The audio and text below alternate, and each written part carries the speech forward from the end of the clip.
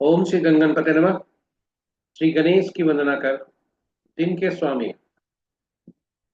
शुक्रदेव तथा माता लक्ष्मी की आराधना कर इष्ट देव का ध्यान धर गुरुजनों को नमन कर अभिनंदन करते हैं आपका वरुण श्लोक में और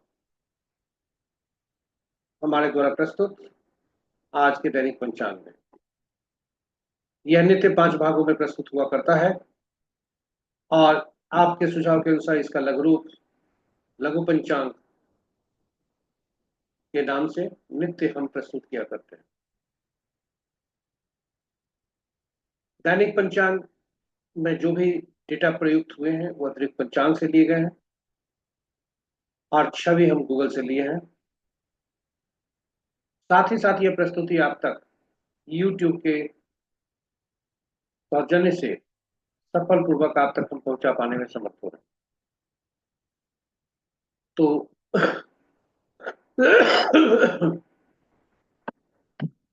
इसके पूर्व की हम दैनिक पंचांग के पहले भाग में चले,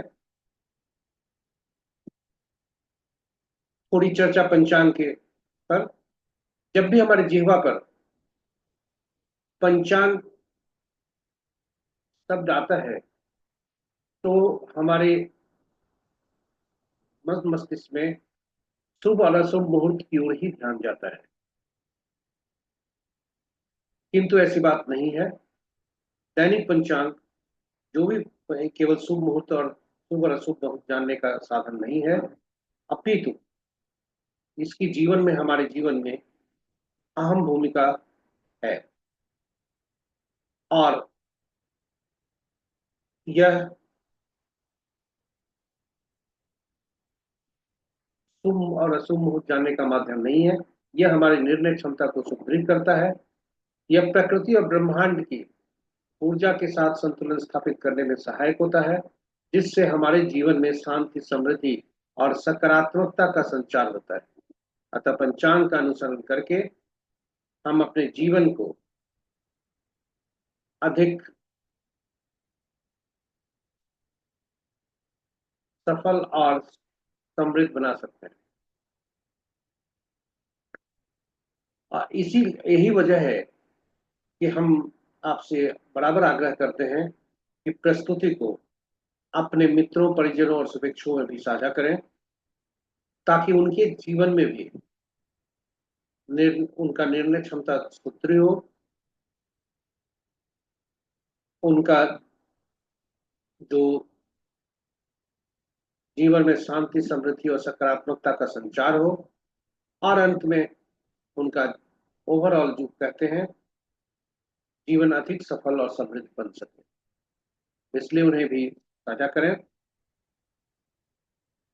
और आशा ही आशा ही नहीं, पूर्ण विश्वास है कि यह आप भी अनुसरण करेंगे और साथ जिससे आपकी निर्णय क्षमता सुदृढ़ होगी और आपके जीवन में भी शांति, समृद्धि और सकारात्मकता का संचार होगा, जिससे आपके जीवन में अधिक सफलता और जीवन को अधिक सफल और समृद्ध बना सके। तो अब चलते हैं दैनिक पंचांग के पहले भाग की प्रस्तुति में।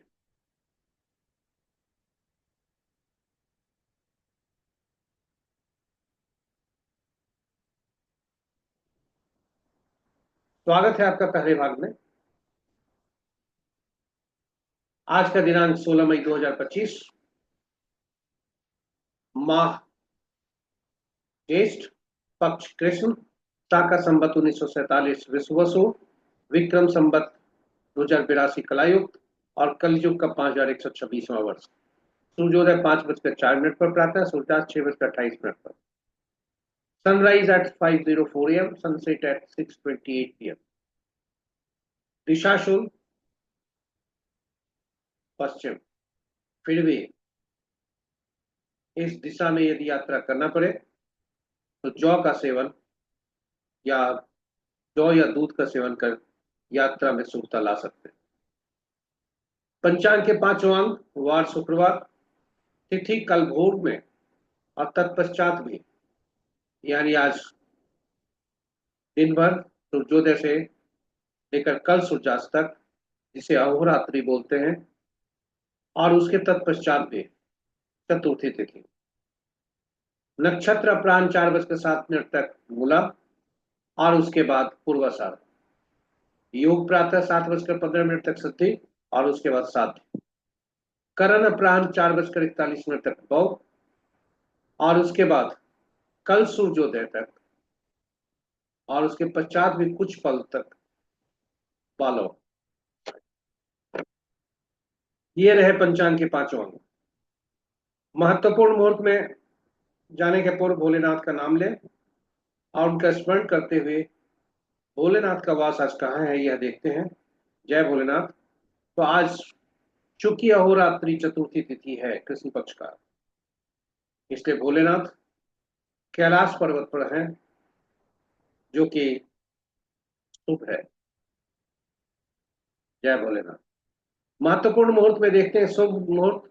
अभिजीत मुहूर्त दिन के 11:19 से 12:13 तक। अमृत काल प्रातः 9:11 से 10:55 तक। विजय मुहूर्त अपराह्न 2 बजे से 2:54 तक। गोधूलि वेला संध्या 6:27 से 6:48 तक। निशिता मुहूर्त देर रात्रि 11:25 से 0:07 तक।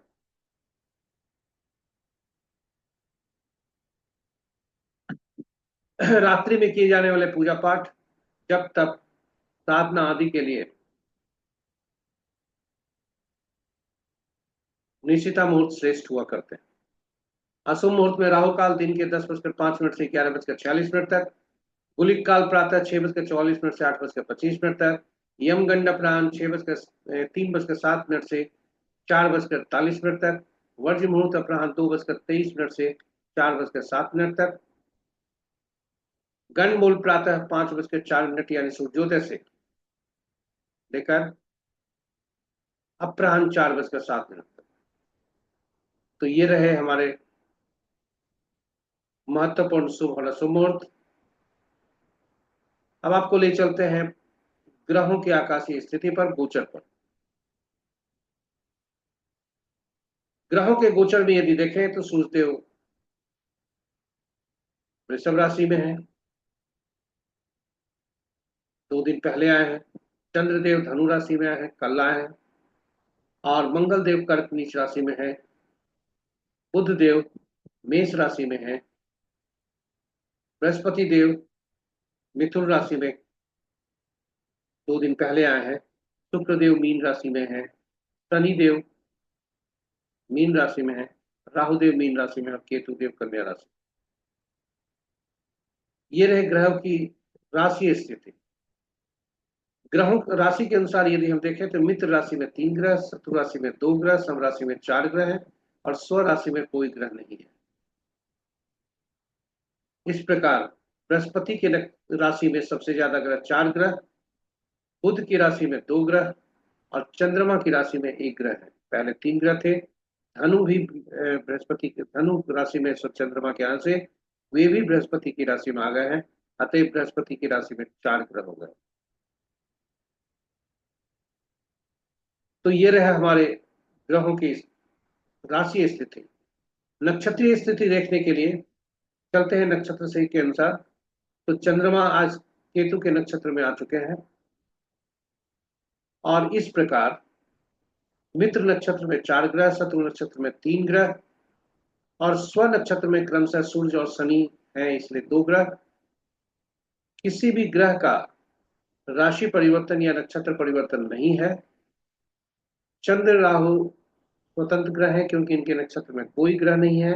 और इस प्रकार शनि देव के नक्षत्र में 2 ग्रह, सूर्य देव के नक्षत्र में 2 ग्रह, और शेष चंद्र राहु को छोड़कर शेष ग्रहों के नक्षत्र में एक एक ग्रह है। ये रहे हमारे ग्रहों की आकाशीय स्थिति। ग्रहों में का जो राशि परिवर्तन मई माह में होगा, वह राहु देव और केतु देव 18/5 को आंशिक रूप से राशि परिवर्तन करेंगे। जब एक राहु देव मीन राशि से शनि देव के मूल त्रिकोण राशि कुंभ में आएंगे, केतु देव बुध की मूल त्रिकोण राशि से निकलकर सिंह के मूल त्रिकोण राशि में आएंगे। वहीं फिर बुध देव 23/5 को मेष राशि से निकलकर वृषभ राशि में आएंगे। राहुदेव पूर्ण रूपे 29/5 को राहु और केतु देव गोचर करेंगे। और शुक्र देव 31 मई को मीन राशि से निकलकर मेष राशि में आएंगे। तो ये रहे ग्रहों के गोचर तालिका मई 2025 का। अब आपको ले चलते हैं हम अगले प्रस्तुति में, अगले भाग में, जो जन्म पत्रिका में चंद्रमा जिस नक्षत्र के अनुसार होते हैं उसके अनुसार फल देते हैं। तो इस चंद्रमा जिस नक्षत्र में होते हैं उनके नक्षत्र समूह के स्वामी के अनुसार फल होता है। ग्रहों के मन नक्षत्र हुआ करते हैं और यही वजह है कि नक्षत्रों का स्वामित्व ग्रहों को दिया गया। किस प्रकार दिया गया, यही विधि नवतारा चक्र है और इसी का प्रतिफल हम नवतारा चक्र से निकालते हैं। यह अद्भुत पद्धति है। चंद्रमा के परिप्रेक्ष्य में देखते हैं तो उसे तारा बल कहा जाता है और सामान्य परिप्रेक्ष्य में जब देखते हैं किसी भी जातक का जीवन में दशा महादशा का क्या परिणाम होगा, इसका अग्रिम जानने के लिए, क्योंकि कोई भी ग्रह नक्षत्र के अनुसार ही परिणाम देते हैं और दशा महादशा अंतर्दशा में ही फल देते हैं। यह महत्वपूर्ण है फलित करने के लिए, यह जानने के लिए। तो अक्सर हम ये जानना चाहते हैं कि हमारा कब ठीक समय रहेगा, कब चैलेंजिंग समय रहेगा।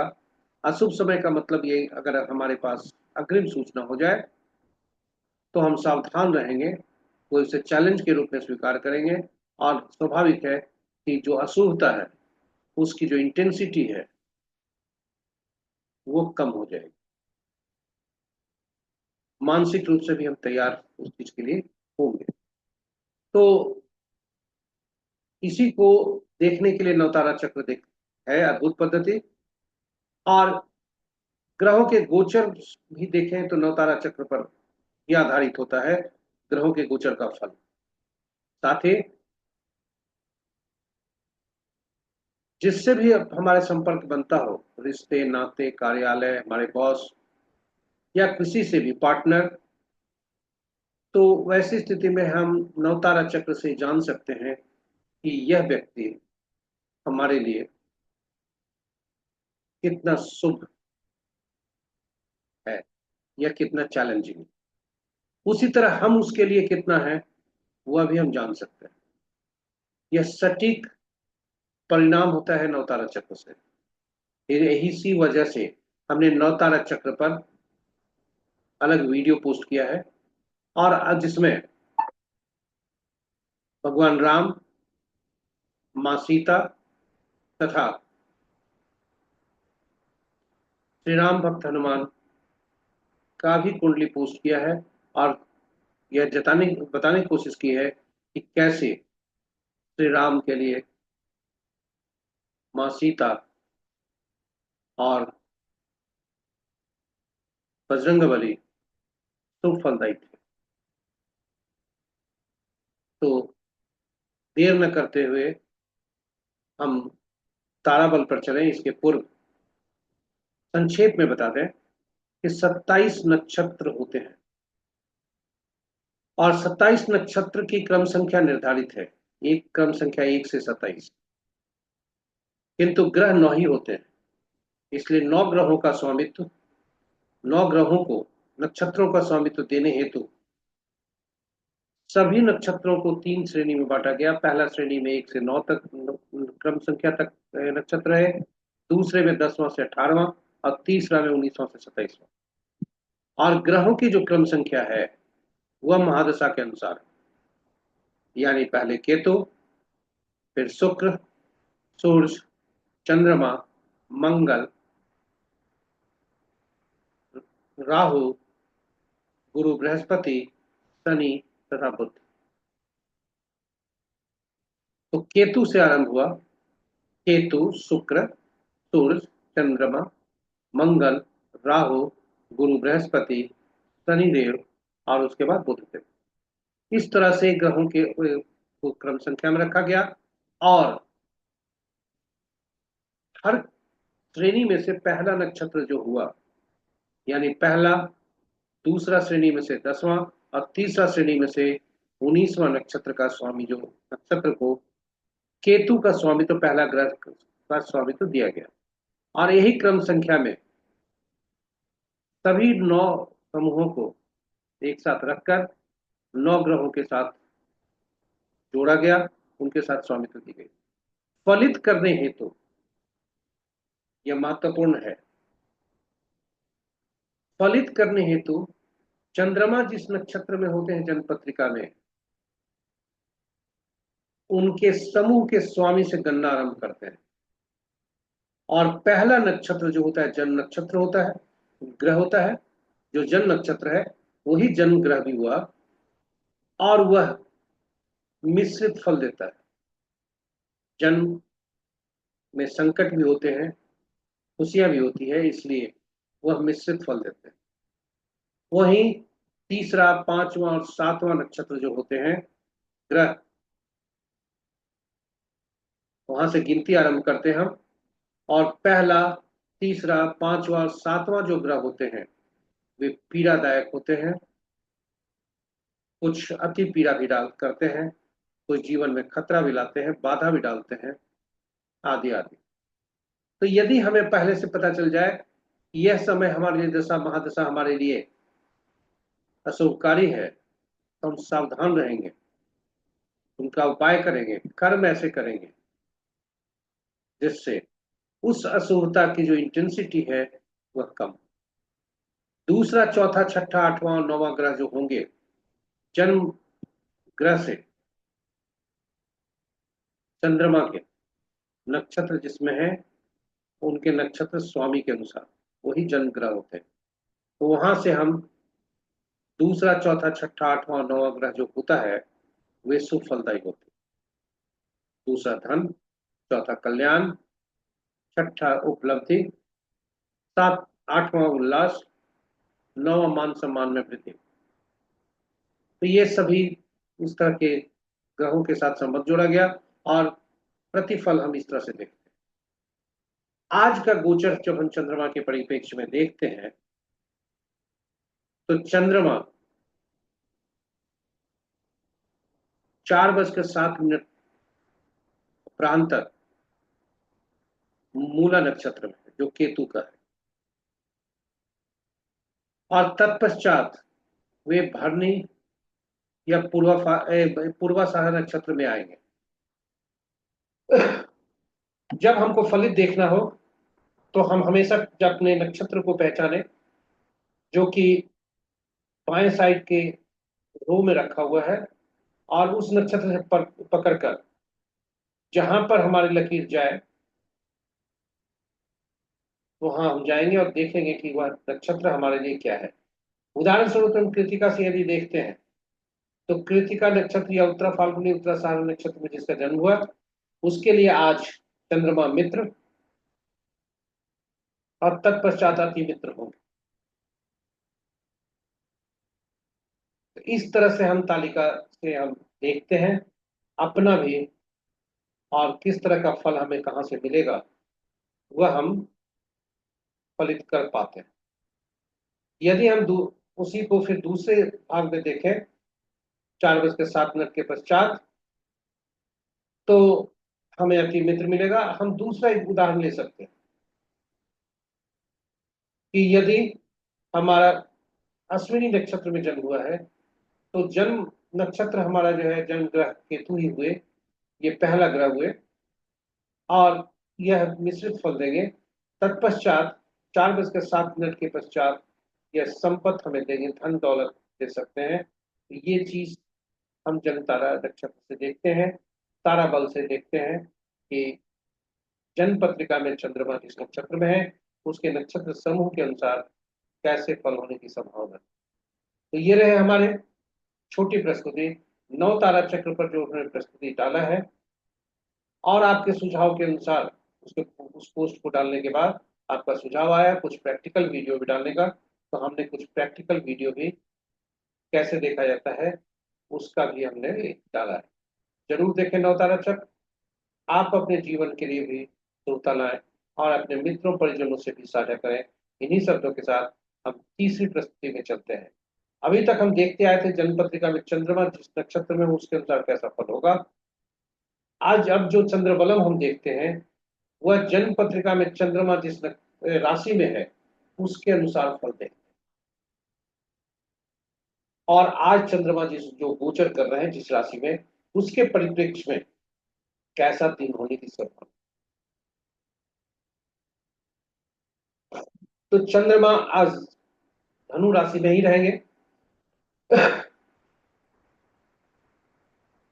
इसलिए यदि चंद्र राशि जिनकी मिथुन है, कर्क है, तुला, धनु, कुंभ और मीन है, उनके लिए दिन शुभता के संकेत हैं।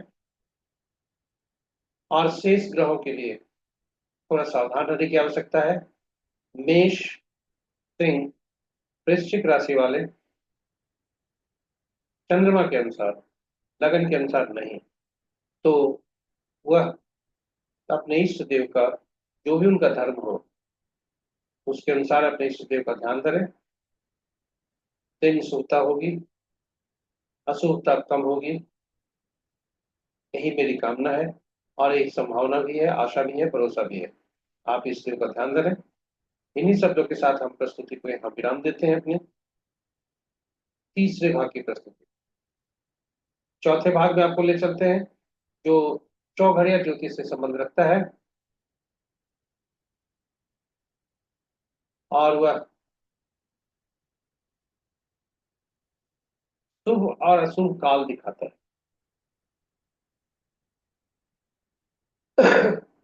चौघड़िया ज्योतिष मुहूर्त भी बताता है, कौन सा शुभ और अशुभ समय है उसे दिखाता है। और इसका उपयोग किसी भी शुभ कार्य को करने के लिए या नया कार्य आरंभ करने के लिए इसे देखा जाता है। पूजा पाठ आदि के लिए भी इस मुहूर्त को देखना उचित होता है। यदि हम कोई मुहूर्त नहीं देखना चाहें या नहीं देख पाए तो कम से कम चौघड़िया मुहूर्त जरूर देखना चाहिए, ताकि उनके जीवन में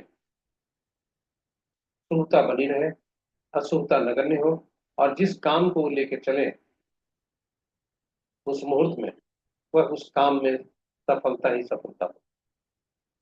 तो चलते हैं, क्योंकि चौघड़िया ज्योतिष के चौघड़िया मुहूर्त की उपयोगिता काफी अधिक है, इसलिए इस पर हमने चौघड़िया मुहूर्त बनता कैसे है और इसकी उपयोगिता क्या है इस पर एक अलग वीडियो हिंदी और अंग्रेजी में अलग अलग पोस्ट किया है।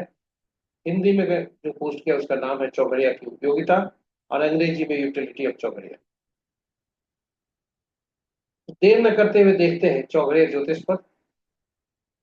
दिन का चौघड़िया 8 हुआ करते हैं, रात्रि का चौघड़िया 8 हुआ करते हैं, किंतु सप्ताह के साथ ही दिन होते हैं। इसलिए उन 7 दिनों के नाम से अलग अलग चौघड़िया का नामकरण हुआ। और दिन का जो आदि चौघड़िया है या रात्रि का जो आदि चौघड़िया है वही दिन और रात्रि के क्रमशः अंत चौघड़िया हुआ करते हैं। इस प्रकार 7 चौघड़िया का नामकरण, उनका संबंध 7 साप्ताहिक दिनों से। और चूंकि 7 साप्ताहिक दिन जो होते हैं उनके शासक ग्रह अलग अलग होते हैं, इसलिए सातों चौघड़िया का संबंध अलग अलग ग्रहों से है, और हर ग्रह, सातों ग्रह कोई विशेष कार्य करने के लिए अधिकृत हुआ करते हैं। अतएव हर चौघड़िया विशेष कार्य करने के लिए उसका उपयोग किया जाता है, और उसी में के लिए वह उपयोगी होता है, ज्यादा उपयोगी होता है, ये माने। और आज शुक्रवार है। चौघड़िया ज्योतिष मुहूर्त को देखते समय यह जरूर सुनिश्चित करना चाहिए कि दिन का चौघड़िया अक्सर वार वेला, काल वेला और राहु काल से ग्रसित हो सकता है। इसमें राहु काल ज्यादा अशुभता देता है। वहीं रात्रि का चौघड़िया काल रात्रि से ग्रसित हो सकता है। तो जब भी इन अशुभता से अधिव्याप्त हो चौघड़िया, तो वैसे चौघड़िया का त्याग कर देना चाहिए, उपयोग नहीं करना चाहिए। नहीं तो फल की शुभता का तो नामो निशान नहीं, अशुभता ज्यादा हो सकती है। आज का चौघड़िया देखते हैं, शुक्रवार का दिन है, इसलिए चर चौघड़िया से दिन आरंभ हो रहा है, और चर चौघड़िया से ही दिन समाप्त हो रहा है। रात्रि रूप चौघड़िया से आरंभ हो रहा है और रूप चौघड़िया से ही समाप्त हो रहा है। आज का जो चौघड़िया है, अमृत चौघड़िया, जो प्रातः 8:25 से 10:05 तक है, वह वारवेला से ग्रसित है। और काल चौघड़िया जो 10:05 से 11:46 तक है, वह राहु काल से ग्रसित है, इसका त्याग करना चाहिए। लाभ चौघड़िया रात्रि का 9:07 से 10:26 तक, वह काल रात्रि से ग्रसित है, इसका भी त्याग करना चाहिए। शेष चौघड़िया जिस भी कार्य के लिए उपयोगी है, इसकी का सूची हमने अपने वीडियो में डाला है, उसके अनुसार आप चौघड़िया का उपयोग कर सकते हैं, और शुभता की जो इंटेंसिटी है वो बढ़ा सकते हैं, अशुभता की इंटेंसिटी को नगण्य कर सकते हैं। इन्हीं शब्दों के साथ यह प्रस्तुति, आज का जो चौथा प्रस्तुति था, वो समाप्त होता है। हम आपको ले चलते हैं अंक ज्योतिष के अनुसार आज कैसा दिन रहने की संभावना है। हम अपने विभिन्न स्वागत है आपका अंक ज्योतिष के अनुसार कैसा दिन रहने की संभावना है। हम अपने विभिन्न पूर्व के प्रस्तुतियों में यह जिक्र करते आए हैं कि अंक ज्योतिष में एकल अंक का ही को प्रयोग में लाया जाता है, 1 से 9 तक, इसी की महत्ता है। हर एक ग्रह 1 से 9 तक का जो ग्रह है, अंक है, उसके स्वामित्व तो अलग अलग ग्रह हैं, और हर ग्रह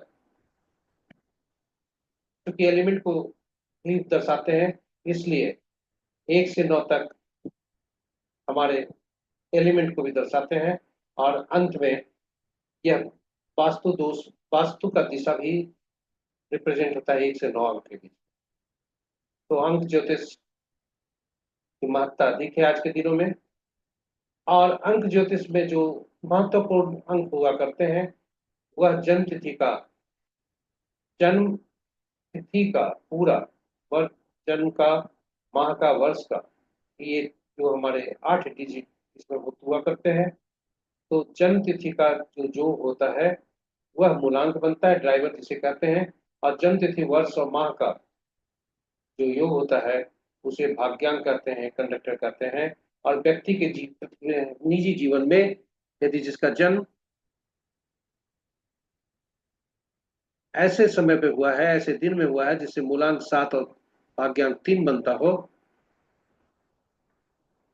तो वे, या इस तरह से मूलांक और भाग्यांक में हम आपस में तालमेल देखकर व्यक्ति के जीवन में घटने वाली घटनाएं, सफलता असफलता, निराशा आदि का आकलन कर सकते हैं। हम यदि जन्म तिथि हमारे अंक के पास 2 अंकों का समूह रहता है, तो उसको भी जोड़ देते हैं। साथ ही यदि शब्द आए तो उनका अक्षरीय मूल्य में उसमें परिवर्तन कर उसे भी जोड़ते हैं। और यह स्मरण रखते हैं कि 1 से 9 तक एकल अंक ही इसमें प्रयोग होते हैं। रही बात शून्य की, तो शून्य जो है, क्योंकि अनंत को दर्शाता है, इसलिए अंक ज्योतिष में शून्य की उपयोगिता नहीं है। और यही वजह है, यह सलाह दी जाती है कि मोबाइल में ज्यादा शून्य अंक जो लेते हैं वह नहीं लें, क्योंकि ज्यादा शून्य अंक अशुभता की तरफ ले जाते। तो जब ईश्वर से हमें जन्म तिथि के रूप में मिलते हैं भाग, मूलांक और भाग्यांक, और उसके बाद हम विभिन्न अंकों को जो उपयोग करते हैं उसके अनुसार अपने समय को विभिन्न रूपों में पॉजिटिविटी और निगेटिविटी लाते हैं समय में। तो हम यदि अंक ज्योतिष को जाने, समझे, उपयोग करें, जो कि आसान है, तो आप जो है अपने जीवन में विभिन्न उपायों को कर शुभता सुनिश्चित कर सकते हैं और अशुभता नगण्य कर सकते हैं। तो इन्हीं शब्दों के साथ हम चलते हैं आज के प्रस्तुति में। दिनांक आज का 16/5/2025 है। इसका योग करते हैं तो 7 होता है दिनांक का, और माह, दिनांक, माह और वर्ष को योग करते हैं तो 3 होता है। 7 और 3 का संबंध मित्रता का होता है, और यदि जातक शिक्षा के क्षेत्र में हो, शिक्षण व्यवस्था से करें, ऑकल्ट्स में इंटरेस्ट लें, तो उनके जीवन में भी शुभता बढ़ सकती है, सफलता का दर बढ़ सकता है। तो आज का जो भाग्यांक है और विभिन्न मूलांक वाले से कैसा संबंध है आज का, चलिए देखते हैं। तो जिनका जन्म तिथि, जिस जातक का जन्म किसी भी माह का 1/10/1928 को हुआ है, किसी भी माह का एक मूलांक बनता है, सूर्यदेव जिनके स्वामी बनते हैं। दिन बहुत अच्छा होने का संभावना है, क्योंकि 1 और 3 का संबंध काफी अति मित्रता का है, बहुत ही स्ट्रांग है।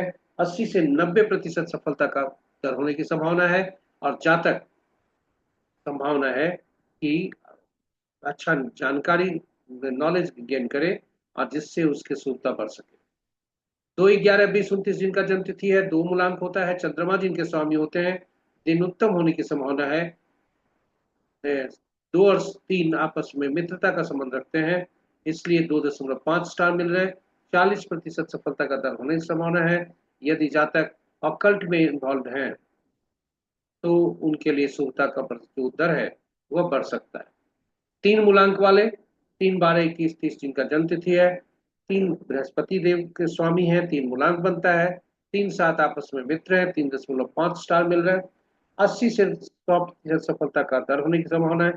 फिर भी यदि जातक ऑकल्ट, हीलर या टीचर से संबंध रखता है अपने आप को, तो ऐसे व्यक्ति का जो सफलता का दर है आज का वो बढ़ सकता है।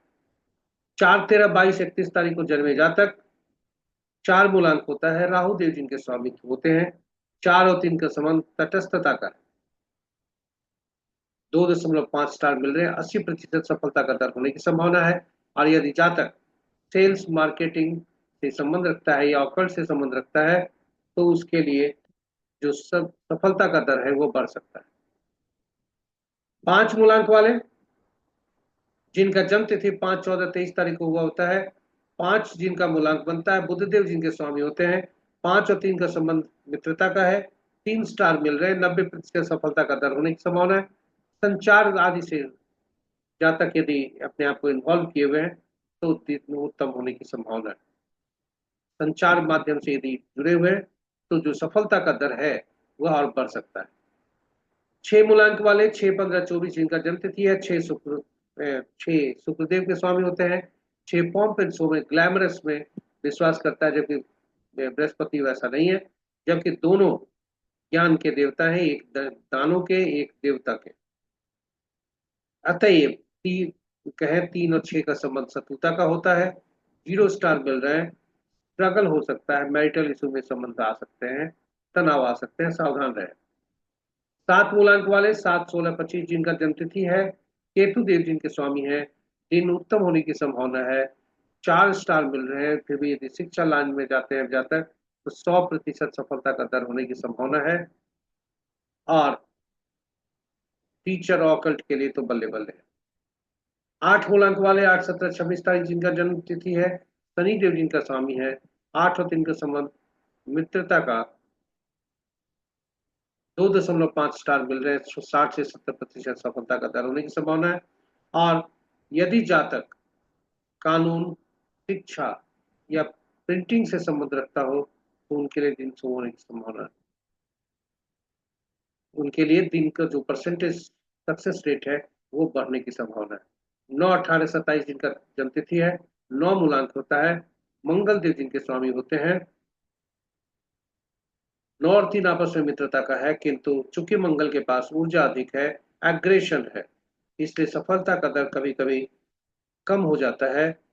फिर भी जातक यदि ऑकल्ट हीलर या टीचर से संबंध उसका है, यानी वह उसमें इन्वॉल्व है, उससे संबंधित व्यवसाय या कार्य कर रहा हो, तो सफलता का दर बढ़ने की संभावना है।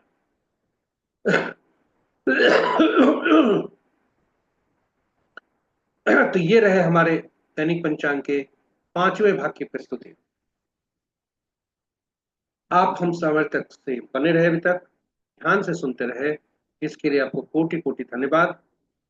यदि पहली बार इस हमारी प्रस्तुति को देख रहे हैं तो इसे सब्सक्राइब करना ना भूलें और नोटिफिकेशन बटन को जरूर दबा दें, ताकि आपको हमारी हर पोस्ट की अग्रिम सूचना पोस्ट होते ही आपको मिल सके और आप उससे लाभान्वित हो सके। दूसरी बात, प्रस्तुति को सरस्वती बांटने से बढ़ती हैं, लक्ष्मी बांटने से घटती हैं। इसलिए प्रस्तुति को साझा करें अपने मित्रों, परिजनों तथा शुभेच्छुओं के बीच, ताकि उनके जीवन में भी सकारात्मकता, समृद्धि, वैभव आदि आ सके और वे भी खुशहाल रह सके।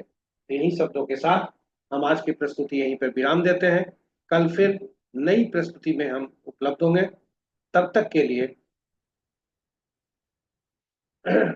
प्रार्थना करते हैं दिन के स्वामी शुक्रदेव तथा माता लक्ष्मी से कि आपके जीवन में सुख समृद्धि भरपूर रखें। इन्हीं शब्दों के साथ हम विदा लेते हैं। जय शुक्रदेव, जय मां लक्ष्मी।